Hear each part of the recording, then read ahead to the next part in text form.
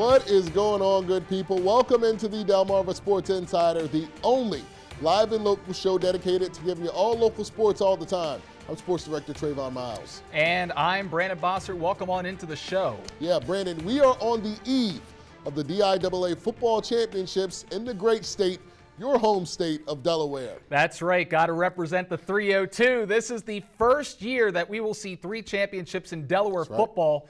We have local schools in all 3 games, Trey. That's exactly right. Excited. The first of these 3 local teams that we have going for championships tomorrow is Laurel. The Bulldogs, in their 3rd season with head coach Joey Jones, saw their most successful regular season since 2014. And Laurel's season started off with a dominant 41-8 win over Sussex Tech at home.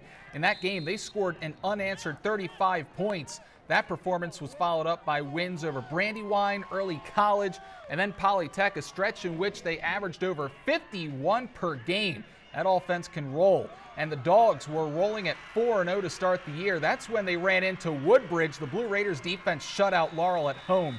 Woodbridge won 6-0, and they suffered their first loss of the season. Yeah, the Dogs would use that loss as motivation. They got better and they reloaded. They put together back-to-back shutout wins over Odessa and First State.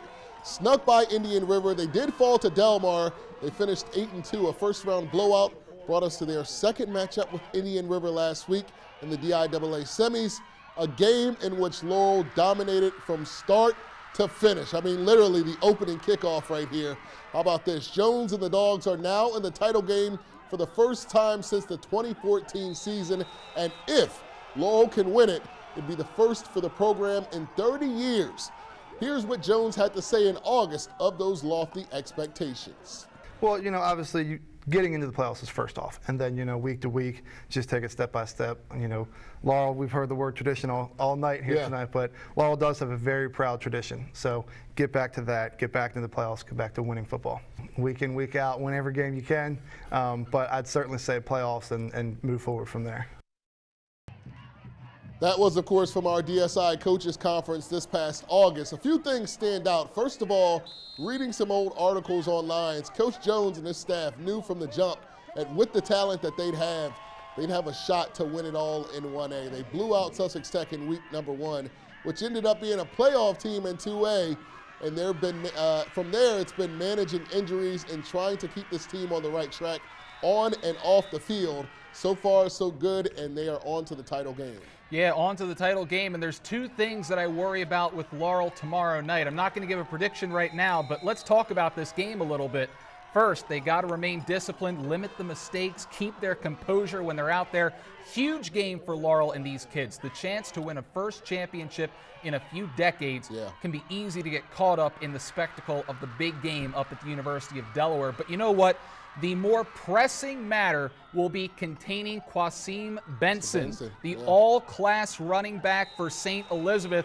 Tore up Tatnall last week for 4 touchdowns. This is the type of running back that Laurel has not seen this season.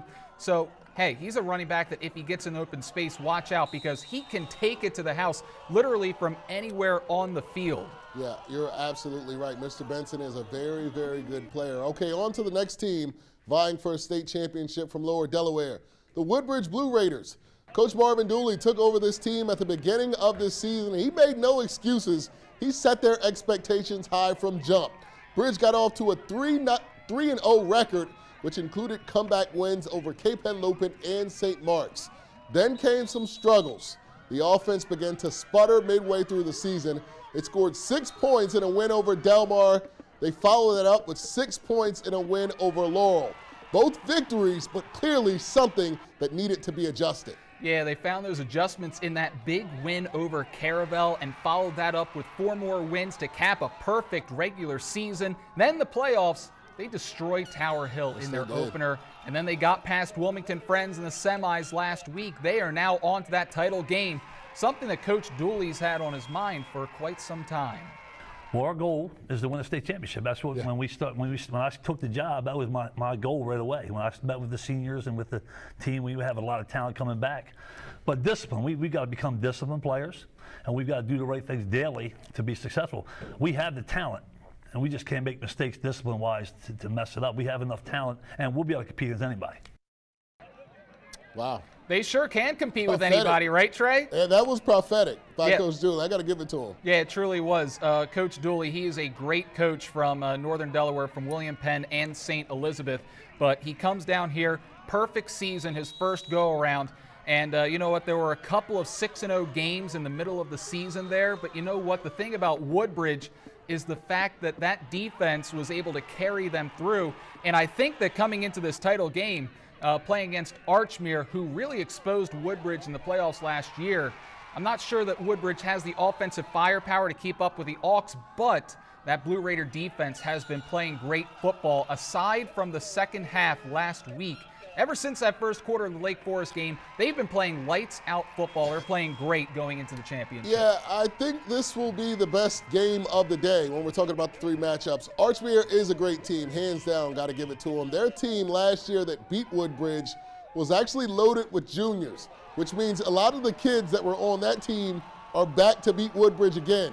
I think Woodbridge has to limit their penalties in this game. Their line has to play stout. I think that was one of the main issues between the Laurel and Delmar games. The line, they really had trouble holding position. And I really do think they have to win the field position battle to win this game. Archmere is a very technical team, and they play very hard. So I think Woodbridge has to limit those penalties, stay disciplined, as Coach Dooley said way back in August. This guy knew back in August what his team would have to do to get to the state championship game. Yeah, exactly. That's why you're a championship head coach. All right, now on to the big game on the docket tomorrow. That's in Class 3A. We got our wish, Trey, a second Harvest Bowl coming up tomorrow night.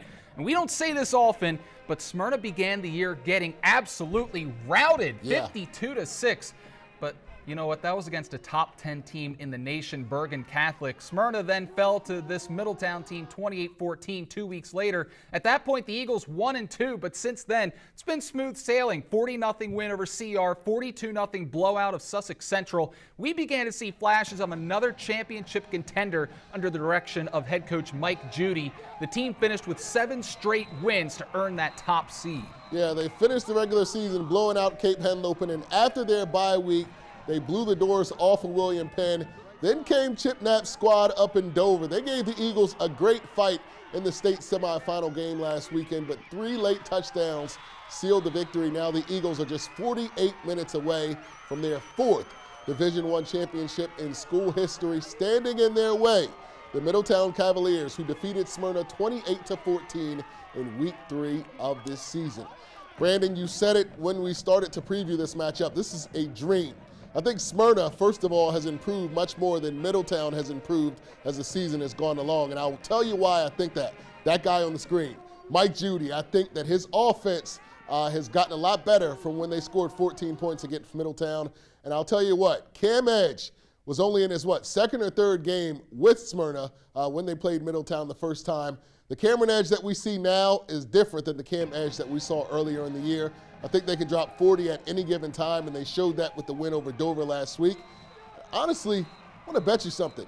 I bet you Cameron Edge is looking at film as we speak tonight on his iPad, watching that Middletown game and the things that they weren't able to do the last time they played. That's why I think that they will have more success this time around. You think they can score 40 on Middletown? We'll see.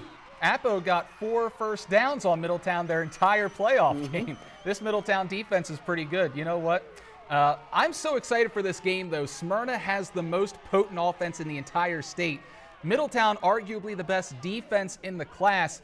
And then look at the quarterbacks. Braden Davis against Cameron Edge at quarterback. 2 4-star signal callers playing in this one. And, of course, final high school game for Wayne Knight. I expect Wayne to have a big role in this game coming up tomorrow. All right, Brandon, so we have to make some predictions. I'm going to let you go first, and then I'm going to follow up. What do you think? All right, so made predictions back in the preseason. I had Laurel, Woodbridge, and Middletown winning the championships. And I'm sticking with the script. I've got Laurel by 10 tomorrow, Woodbridge by a single point, and I'll take Middletown by a touchdown. I think that Laurel is the class of 1A. As long as they control Benson from St. Elizabeth, they win this game rather easily. Woodbridge, that's going to be a squeaker if they can pull that one out. The defense has to step up in that one.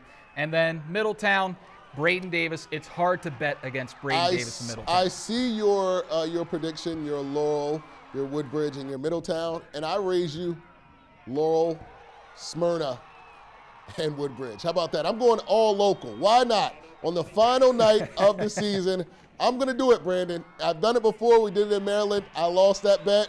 I'm going all local this time. I think Laurel, I think Woodbridge, and I think Smyrna all get the job done. Going to be pretty cool tomorrow. I'm calling it out right now to see all three teams from the former Henlopen Conference get state championships that all would on be one night. Fantastic to see all three of these teams bring home championships tomorrow. Absolutely. All right, that's going to do it for the A block. We're taking a quick commercial break, but when we return, a bunch of basketball went down on Delmarva this week. We're revisiting the action when the Delmarva Sports Insider returns. My name is Mike Judy, head coach at Smyrna High School, and you're watching Delmarva Sports Insider.